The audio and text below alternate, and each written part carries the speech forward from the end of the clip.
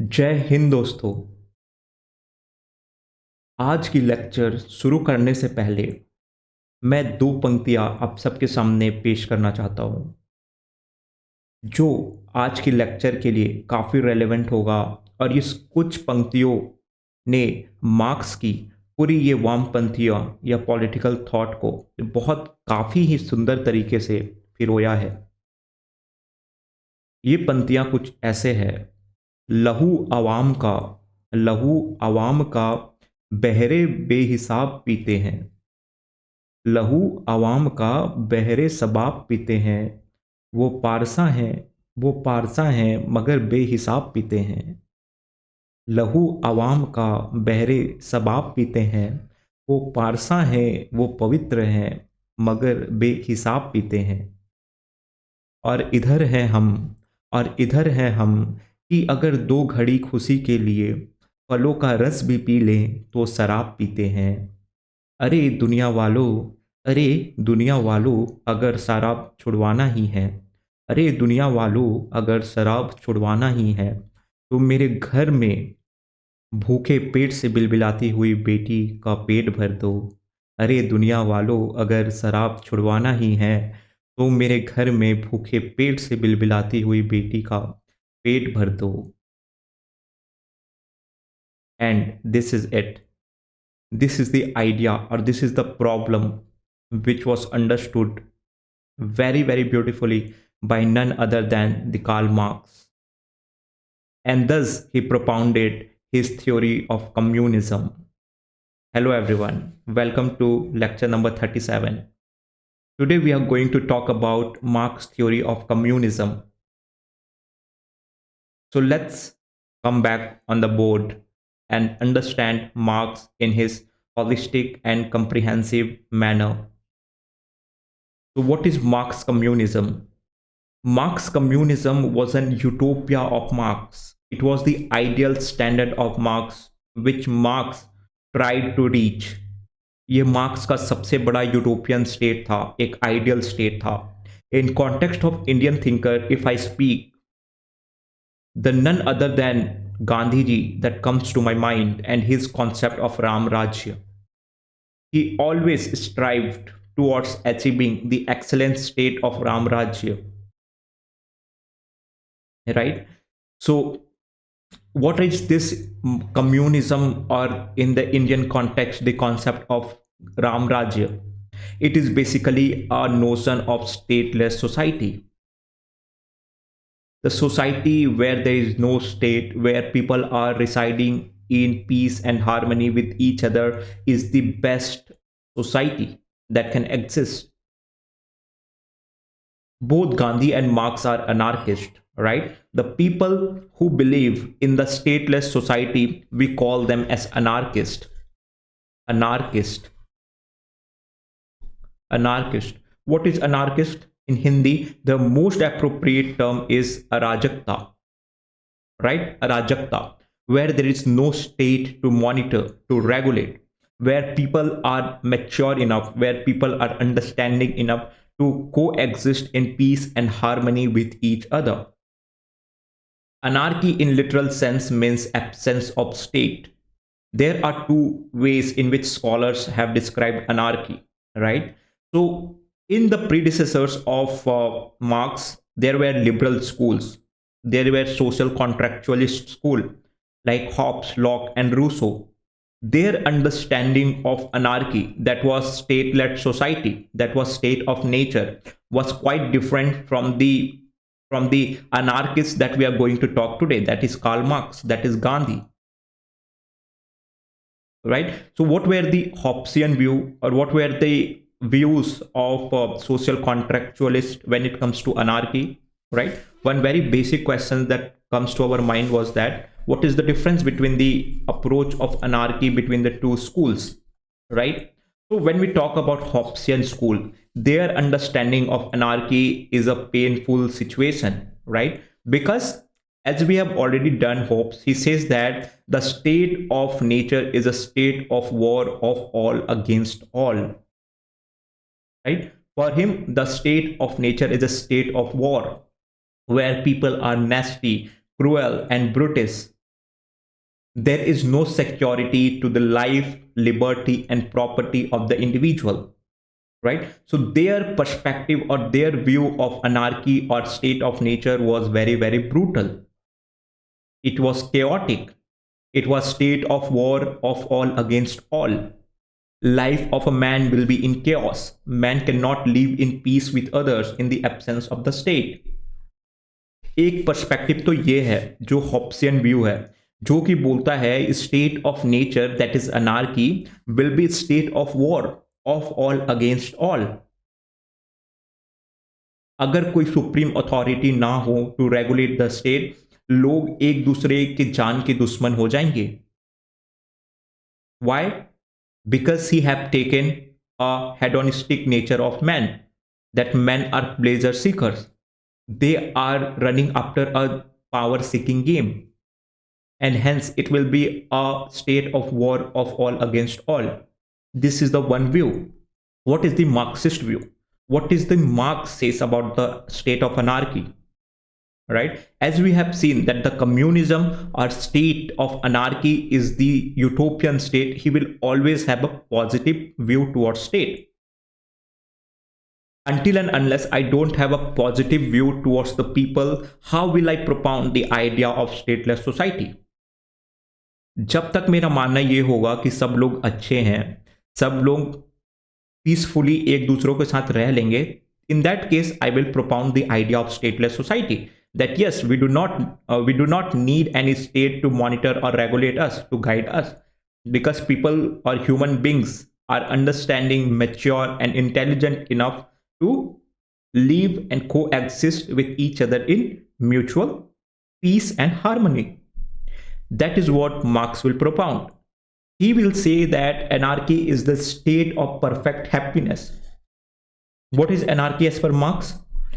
Anarchy is a state of perfect happiness, perfect freedom. State is an instrument of exploitation. Why exploitation? Because state always limits the freedom and liberty of individual. Man is social by nature. Man has enough reason to live in peace with others, right? This is why we have an extra pillar called as Marxism in our political philosophy, because in the wake of liberal school, in the wake of a social contractualist school in Western countries, he is giving quite a opposite view of the anti-establishment. जहां तक liberal schools का मानना था कि state of nature is a state of war and hence they propounded this idea of state as a necessary evil, right? Liberal school ने बताया था the idea of necessary evil, state as a necessary evil. वही Marxism के utopian जो state है that is communism is propounding about the stateless society. Why? Because men are social animal. Men have enough reason to live in peace with others. तो यहां पे आप सब देख पा रहे होंगे the contrasting view between the Hobbesian school and Marxist school. Right? So one very basic question might arise in all of your mind is that how life will be governed in the absence of state. हम सब तो बोलते हैं even the most idealist like Plato, Aristotle, Marx and etc. they have propounded the idea of stateless society. But एक बहुत basic question हम सबके दिमाग में आएगा कि sir how will sorry guys, how will be life governed in the absence of state? Won't there be a situation of chaos that we have seen in the Hobbesian or social contractualist school? The same question is being answered by Marx, that yes, the role of state will be taken up by voluntary associations or self-help group. In the state of anarchy, let's say any such problem arises, right? वो एक future situation of chaos को भी consideration में ले रहा है. He is taking into consideration the chaotic situation or situation getting worse in the future in his case as well. He says that if any such cases arise in the future, there will be a civil society, there will be formation of civil society, right? He gives a very basic idea that we will see. He says that family, men and women of the society, they form what? They form family, right? This is the basic understanding. In the state of nature, all will be the family, right? There will be family, there will be the clans and etc. There will be no society, there will be no civil society. But he says that we will see the concept of his concept of dialectical materialism, where he gives the idea of thesis about like out of which the negation of negation is happening and leading to antithesis, and again the combination of both is leading to synthesis. We will see that in greater detail, but just have the idea of what he is talking in the case of anarchy, right? So if any word situation or if any negative component arise out of family, right, it will give rise to what? It will give rise to civil society.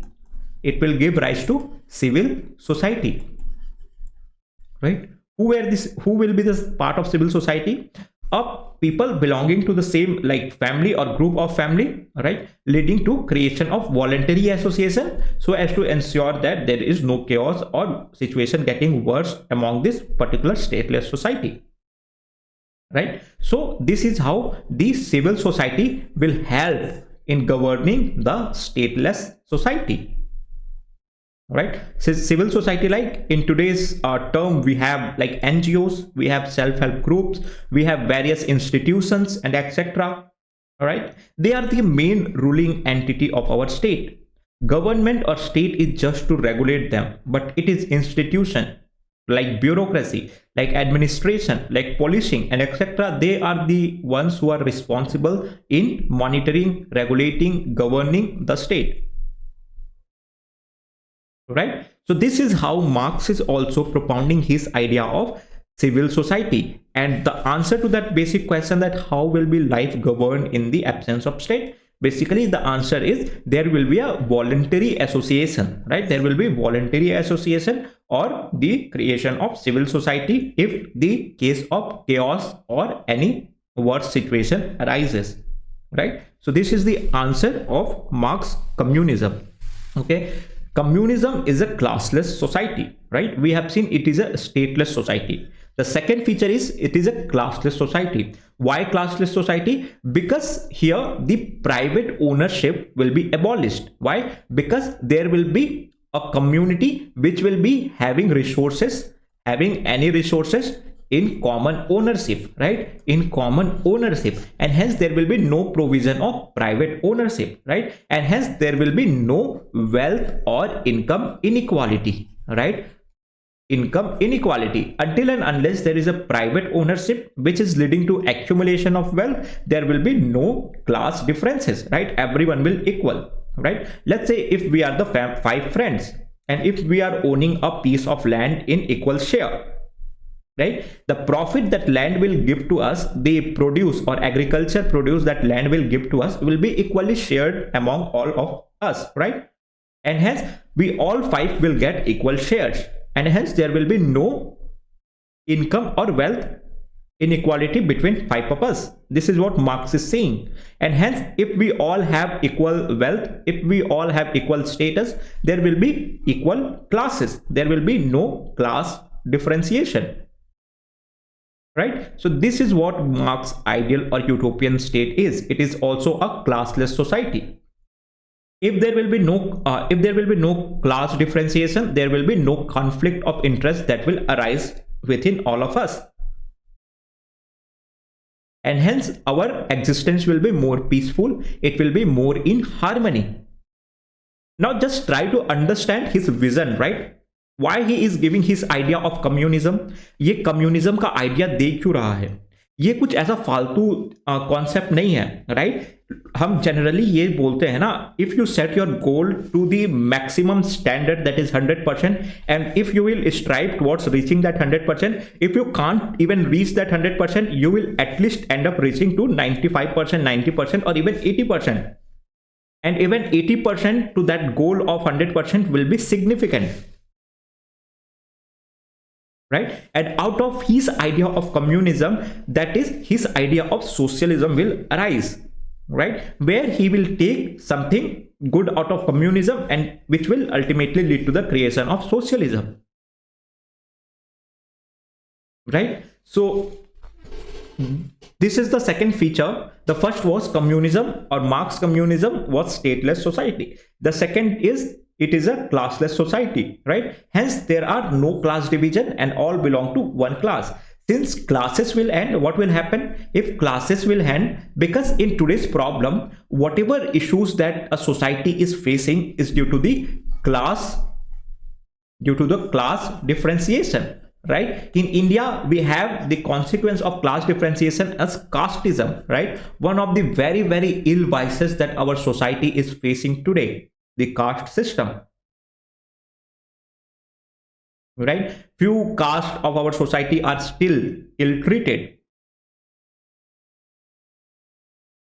If I have to mention one example, I was residing in Bangalore, and there in residential society, they ask for your caste certificates and etc.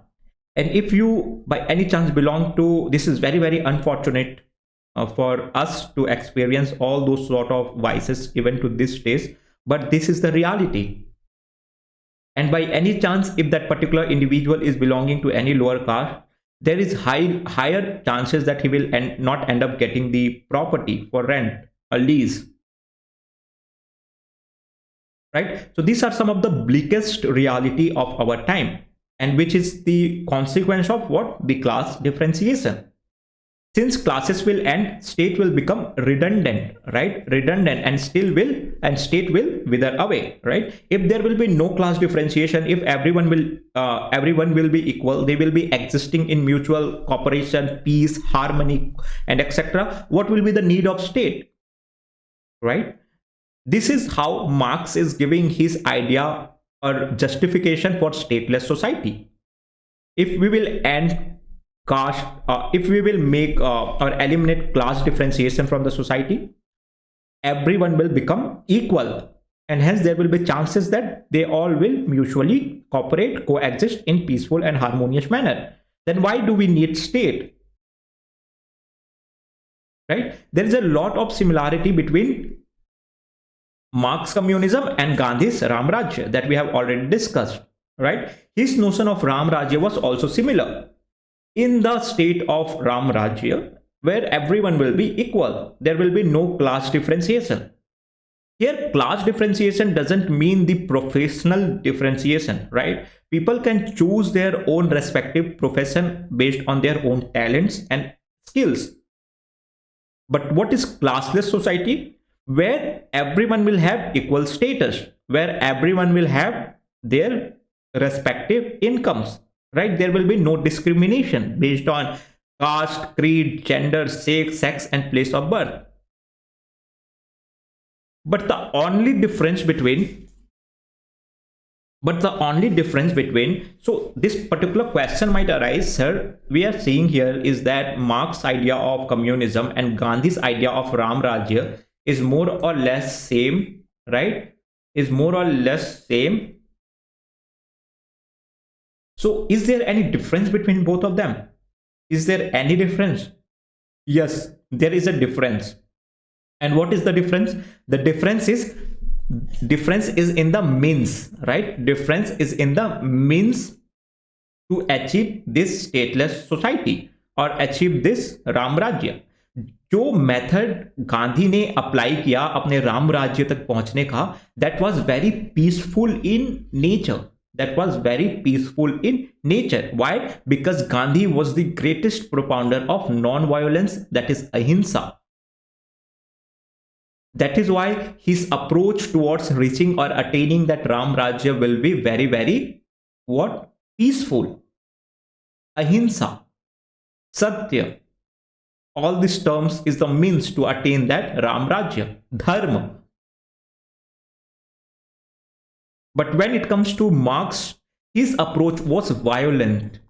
His approach was violent. Why? Because he ought to believe that there is no birth without blood. Marx वामपंथियों ने यह मान लिया था कि there is no birth without blood. बिना violence के जो इस्टेब्लिश्ड नोशन है, इस्टेब्लिश्ड स्टिग्मास है सोसाइटी के, उसे रिमूव नहीं किया जा सकता. वरना जो कैपिटलिस्ट लॉबी है वो कभी अपनी एक्सप्लॉइटेशन को गिव अप करेगी ही नहीं. That is why we need violence in order to revolution, in order to bring revolution in the society, in order to overthrow the regime. And that is what happened in Russia, in China, right? The Tsarist regime of Russia, which was ruling since 300 years, were violently overthrown, right? So these were the influence of Marxist ideas in socialist and communist countries of today's time. They will always resort to violence, right? Because the basic idea is that there is no birth without blood. This is the basic difference between Gandhi's and Marx's ideas of communism or Ramrajya or stateless society. I'm hoping you guys are getting his idea of communism, right? So this was his idea of communism. Right. Now let's see the influence on Marx, right? So there might be some situation which might have influenced Marx. And the first of that particular situation, which is very historic in our time, is French Revolution. The idea of, or very fundamental basic idea behind French Revolution was equalité, liberté and fraternité. And the idea of equality and fraternity is something which has influenced the Marx ideology or his idea of communism. First time the idea ignited in his mind that yes, the society can strive or aim for a society where there is equality and sense of fraternity which has been prevailing among the people or individuals in the society, right? Then the second influence is of the British School of Political Economy. Who were the British School of Political Economy? Basically the Adam Smith and David Ricardo. They did not have a positive influence but have a negative influence. How negative influence? Because in the work of Adam Smith, that is the Wealth of Nation, right? Adam Smith was critic of mercantile capitalism and he was exponent of industrial capitalism. What is industrial capitalism? Or in the case of Adam Smith, it is a laissez-faire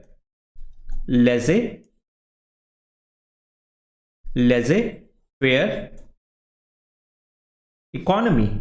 What is laissez-faire economy? Where there is a no state to regulate, where the state is mainly governed, or the society or the economy is mainly governed by the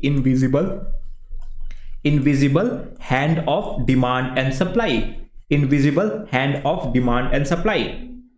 आप इसको समझना ऐसे, ये कोई मुश्किल नहीं है friends, बहुत इजी कॉन्सेप्ट है, राइट? एडम स्मिथ ने मार्क्स के आइडिया को कैसे इन्फ्लुएंस किया, राइट? पहली बात तो नेगेटिव इन्फ्लुएंस किया. एडम स्मिथ के आइडिया से मार्क्स को पता चला कि क्या नहीं करना है, राइट? तो एडम स्मिथ का कॉन्सेप्ट क्या था? एडम स्मिथ का कॉन्सेप्ट था लेजे फेयर इकोनॉमी का, राइट? लेजे फेयर इकोनॉमी का. व्हाट इज लेजे फेयर का economy? Laissez faire means basically there will be no state to monitor, right? There will be no state to regulate, right? जैसे आज के दिन में हम tariffs लगाते हैं, हम बहुत सारे ड्यूटीज लगाते हैं to restrict import and export so as to ensure that our internal domestic trade is balanced. उस टाइम में एडम स्मिथ का मानना था कि there should be no such restriction by the state and hence the idea of invisible hand that he propounded. Invisible hand that he propounded. What is his idea of invisible hand? There will be an invisible hand that was basically demand and supply, demand and supply, that will basically govern the economy, right? अगर किसी चीज की supply demand ज्यादा होगी तो उसकी supply automatically ज्यादा हो जाएगी, एंड वाइस वर्सा, अगर किसी चीज की डिमांड कम होगी तो उसकी सप्लाई भी कम हो जाएगी. We don't need any state to govern such things, right? But यहां पे क्या हुआ, कॉन्सिक्वेंस क्या हुआ? यहां पे कॉन्सिक्वेंस होने लगे financial crisis, like great depression of 1928, right? Great depression. And इसका एक और साइड इफेक्ट क्या था? इसका एक और साइड इफेक्ट ये था, एडम स्मिथ ने तो बोल दिया कि his idea of invisible hand will lead to the prosperity in the society. Demand and supply से सोसाइटी में ऑटोमेटिकली प्रॉस्पेरिटी आ जाएगा. लेकिन एडम स्मिथ ने यहां स्ट्रांगली कंडेम किया, कार्ल मार्क्स ने स्ट्रांगली एडम स्मिथ को कंडेम किया कि no, this notion is completely false. ये प्रॉस्पेरिटी को लीड तो करता है, ये अमीरी पैसे सोसाइटी में लेकर तो आता है, बट वो सिर्फ कुछ चंद लोगों के जेबों में पैसे डालता है जो इस पूरे कंप्लीट सिस्टम को रूल कर रहे होते हैं. एंड वो कुछ चंद लोग कौन होते हैं? They are basically the capitalist class. They are the basically capitalist class. In the society of laissez-faire, Marx propounds the idea that the prosperity only prospers or blooms the capitalist class, and few cream or elite section of the society gets richer by richer than the people or the poorest section of the society who actually might get. And this leads to what? This leads to wealth and income inequality. It leads to what? It leads to exploitation by the capitalist class on the workers class. Why? For the sake of profit. The wealth gets limited only to very, very limited or small section of the society. They are basically the capitalist class. In today's term, what we call this particular tendency as the wealth accumulation, income inequality. Right? And as a solution to this particular problem, Marx propounds the idea that all this poverty can be solved only if there is a common ownership over the means of production. Right? He is saying that in contrast to Adam Smith's idea that the means of production, or capitalist idea, means of production is basically based on private ownership, right? Private ownership, where individual will own the means of production like land, labor, capital, entrepreneurship and resources. But here Karl Marx is extremely condemning this particular idea, that no, such idea will only lead to the income and wealth accumulation only to the small section of the society, that is the capitalist class, and hence it will lead to the huge poverty and exploitation in the society. And so as to ensure the equal distribution and ownership of the resources, he basically propounds his idea of socialism, where there will be common ownership over the means of production. In this case only, such ill tendencies of capitalist class can be eliminated. Exploitation can be eliminated. So this was the second influence, the British school of political economy, like Adam Smith, remember the name Adam Smith, David Ricardo, and etc. Extensively reading their works, Marx को ये पता चल गया कि boss ये तो नहीं करना है, क्योंकि this is the reason why we are having such a ill tendencies in our society,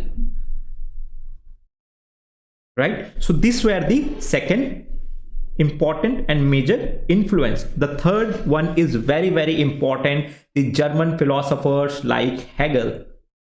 Very, very important. Marx was student of Hegel in Hegelian Institute, right? Marx was student of Hegel. And when Hegel used to teach, there were two divisions in the class. A set of people who used to sit on the left side of Hegel, and there were people who were sitting on the right side of Hegel. And from this notion only, in today's time, we have the idea of leftist and rightist. Who were the leftist? Leftists were the one who strongly advocated or supported Hegelian ideas, like Marx.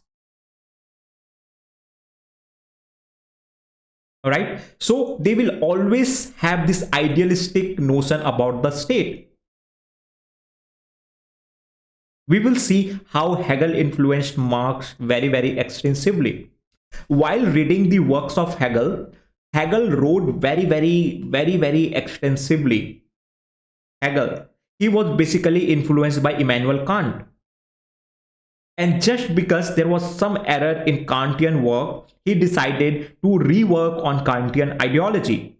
And he took 6 years in Jena University to rework on Kantian idea. Right? And after doing it, he produced the idea or the work of Kant in more difficult manner, which was very, very difficult to understand. Why I am saying all these things to you? Just to give you this particular story, ताकि आप समझ सके the behind the stage story. ये chain कैसे बन रहा है. पहले इमैनुअल कांट हैं जिनसे हेगल काफी ज्यादा इन्फ्लुएंस्ड थे. हम हेगल के बारे में बहुत ही एक्सटेंसिवली पढ़ेंगे, but just have the idea. Right, next lecture में पूरी एक लेक्चर हम हेगल को ही डिवोट करेंगे, क्योंकि अनटिल एंड अनलेस आप हेगल को नहीं समझेंगे, आप मार्क्स के आइडिया का बेसिस नहीं समझ पाएंगे कि मार्क्स का आइडिया आ कहां से रहा है. मार्क्स का idea is kind of footnote to Hegelian ideas. Right, so Hegel एक एरर इमैनुअल कांट के वर्क पे आ गया था, that is the error of dualism. ज्यादा मत सोचो इनके बारे में, but the basic concept here is that Hegel decided to rework and rectify the error in Kantian idea, and इन्होंने अपनी वर्क को निकाला. Right, but Marx being the student of Hegel, what he did when he used to read Hegelian work, which was very, very complex in language, right? Because he introduced very, very peculiar jargons like dialectic idealism, right? Which was for the first time heard in the philosophical society of Europe, right? Hence, his idea was very, very important, but at the same time, his idea was very, very difficult to comprehend or understand by the common people. While Marx attempted to read the works of Hegel, what he used to do is that he side by side started taking the notes of Hegelian ideas, of Hegelian books, right? And after accumulating all those notes, after collating all those notes, he produced his first book, that is economic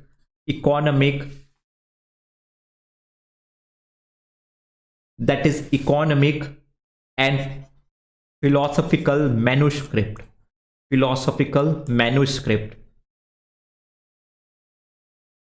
Right, economic and philosophical manuscript. And this is the real philosophy of Marx. This is the works of young Marx. This is a work by young Marx. Not very important for us, the political science realm, but just in order to have the idea. Then he later on produced the Communist Manifesto and Das Kapital, which is very, very in common language. Why? Because those works were meant for the common people. When he was writing the economic and political philosophical manuscript, his friend, that is Frederick Engel, suggested him that, यार आप लिख तो रहे हैं बहुत अच्छा, but what is the utility of these writings if it is not inspiring the common man? Because at the end हमारा main problem क्या है? To ignite the zeal within the common man to bring the revolution, to overthrow this exploitative nature of capitalist class. तो फिर क्या फायदा उस ग्रंथ लिखने का जो हमारे एम को या टारगेट को अचीव कर ही नहीं रहा है? क्या फायदा इस पर्टिकुलर वर्क को लिख के जो कॉमन मैन के दिमाग में इग्नाइट रिवॉल्यूशनरी टेंडेंसी इग्नाइट ना कर सके? तो what is the utility? And hence he started working on the communist manifesto so as to give his vision of communist or socialist state in very simplest terminologies and language for the common people, and then Das Capital to manifest the exploitative, the self-destructive nature of capitalism or capitalist society, ताकि common man उन्हें पढ़े, the labour class उन्हें पढ़े and उनके दिमाग में पता चले कि उनके साथ ये हो क्या रहा है, जो एक्सप्लॉइटेशन हो रहा है उसकी कौन सी उसकी रीजन क्या है, right? So the work of mature Marx, that is the communist manifesto and the Das Kapital are basically more common in parlance और language for the common man. But again, the work of young Marx, that is economic and philosophical manuscript, are more philosophical, more standard in nature. And this is the real philosophy of Marx. But for us, only the Communist Manifesto and Das Kapital is important. Let us leave this particular thing for our philosophical friends. All right. So the third influence was Hegel. Right, we will see Hegel's idea in greater depth, but just have the idea that Hegel was the official philosopher of Prussia, that is Germany. He was the official philosopher. He was considered as the greatest philosopher, and Hegel has given very strong defense to the state. Right, he has kept the position of state to very supreme level, because he considered that state is a march of God on the earth. Right, he says that state है वो ऐसा है जैसे God खुद जमीन पे चले आए हैं एंड फिर उन्होंने स्टेट बनाया. And hence God is absolute idea और universal spirit. Don't worry about all this. We will discuss. We will take one lecture in entirety for understanding Hegel's idea or Hegelian ethics. Right? He says that state is a march of earth, a march of God in the earth. He says that state is the supreme. He says that constitutional monarchy is the best form of monarchy or the state. He says that to serve the state is the notion of morality or ethics. If any of our action is leading in the service of state, then our action is ethical, and that is a Hegelian ethics. Hegelian ethics. एक example दो तो हम सब IS2 बनना चाहते हैं, just to serve the society, just to serve the state, right? And as per Hegel, that is the most ethical action one ought to do. Why? Because God, who is the creator of state, is the absolute entity, and if we are serving the state, we are also serving the God. And hence Hegel propounded the idea that serving the state is the most ethical action one ought to perform. Idea is the ultimate reality, right? Idea is the ultimate reality. And since God is the idea in case of Hegel, right? God is idea in case of Hegel, and God created state. State will also be a idea, right? State will also be absolute. State will also be supreme.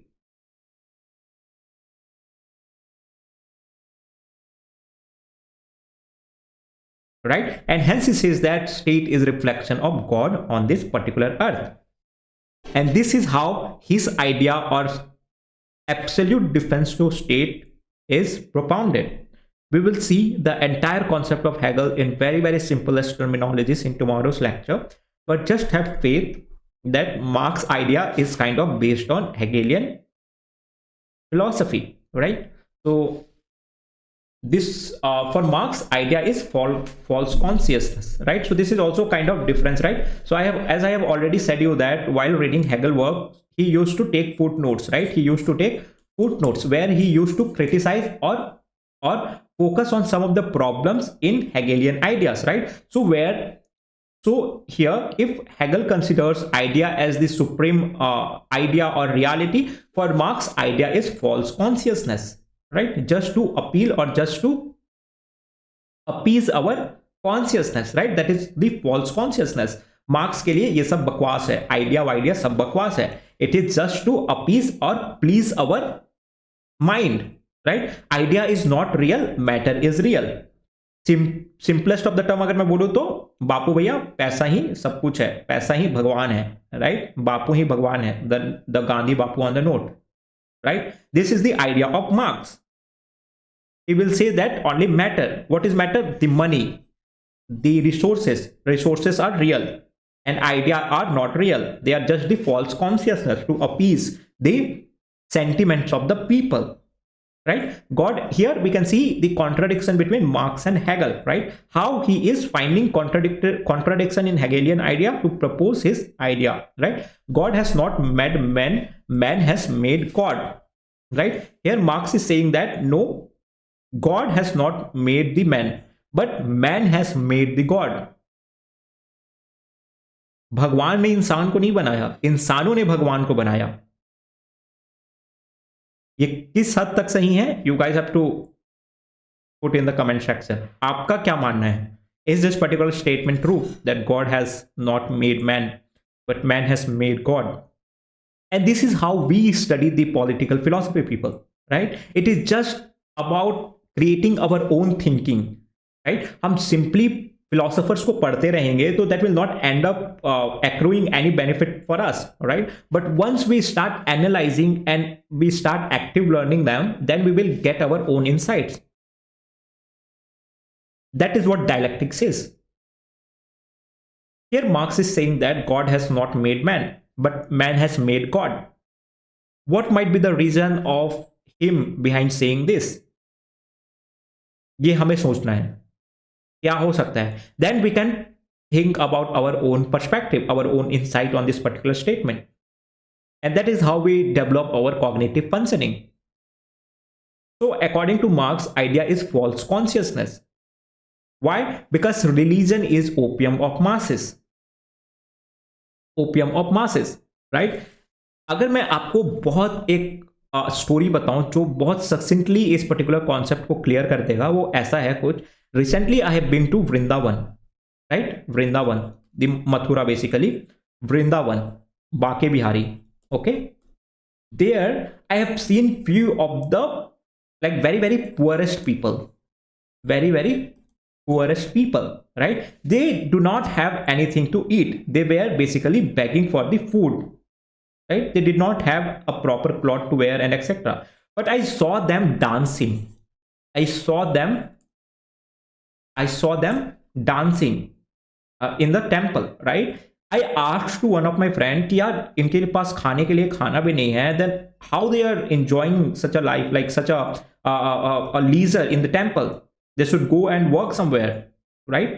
So what my friend said was very very insightful. He said me that यार इंसान की पेट जितनी भी खाली हो, अगर उन्हें भगवान का सहयोग है, अगर उन्हें पता है कि जो भी है वो भगवान के कारण है, तो they will be happy at the end, right? I am hoping that you guys are getting the concept. अगर मैं भूखा हूं लेकिन मेरे दिमाग में, मेरे मन में ये श्रद्धा है कि भगवान एक दिन सब सही कर देगा, then that particular trouble will not bother me, right? हमें सबको पता है यूपीएससी कितना रिस्की गेम है, but still we have a hope on God that yes भगवान सब सही कर देंगे, and then we ready ourself to put that hard work, right? On the same basis he is saying that religion is opium of masses. It hinders individual to realize their problems.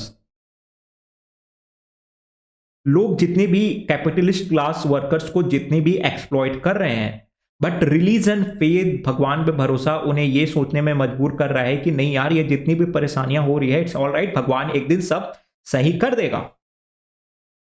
And वो एक एक दिन accumulate होते होते उनकी पूरी जिंदगी निकल जाती है, and they don't end up realising their true problem. And this is how Marx is saying that religion is opium of masses. They are, the religion is making people delusional. Delusional, right? It is not helping them realize their true problems. And this is how the idea of religion, God, and etc. have been propounded or advocated in the society, so as to restrict any revolutionary tendency. Capitalist class को पता है कि जिस दिन लोग अपने अपने problems के बारे में सोचने लग गए, जिस दिन उनके दिमाग में आ गया, they will start thinking about revolutionary tendencies. इसीलिए जो कैपिटलिस्ट आइडियोलॉग्स या लॉबी हैं वो हमेशा रिलीजन, गॉड का सहारा लेते हैं ताकि लोगों में ये रिवॉल्यूशनरी टेंडेंसीज को एलिमिनेट कर सके, उन्हें एक भगवान का, रिलीजन का डर उनके दिमाग में बैठा सके. एंड काफी हद तक अगर आप ये चीज सोचेंगे तो बहुत सही भी है, right? What is the, again this is not what I am saying, but these are the perspective which is going on in the society.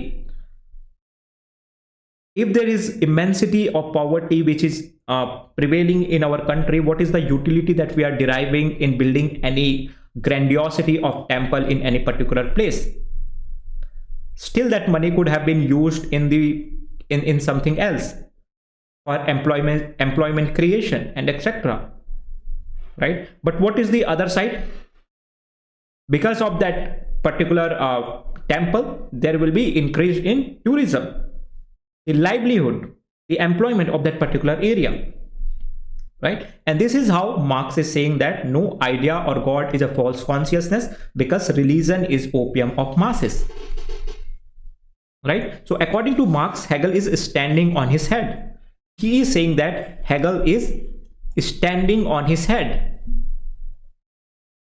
He has to stand on his feet to understand what is real, right? He is saying that he has to stand on his feet on ground to understand what is real, what is genuine problem which is going on in the society. Now he is on air, वो हवे में है, वो he is standing on his head. That is why he is not being able to find the true problem, and he is talking about God, idea, state, and etc. Once Hegel starts standing on his feet, once Hegel starts observing the realities which is going on in the ground, once he will start understanding the true or real problems in the society, he will understand the essence of matter. He will understand that idea is nothing but a false consciousness. Religion is nothing but the opium of masses to make them delusional about the problems in the grounds. Right? And with this we come to an end for today's lecture. Thank you so much people for watching, and also show your love by subscribing to the channel, that is UPSC by Naman Raj Gupta, and also ensure to like and share the video, and also remember our motto statement, that is thus you strive so you strive. आप जितनी मेहनत करेंगे आपको उतनी फल मिलेगी. With this, thank you for watching.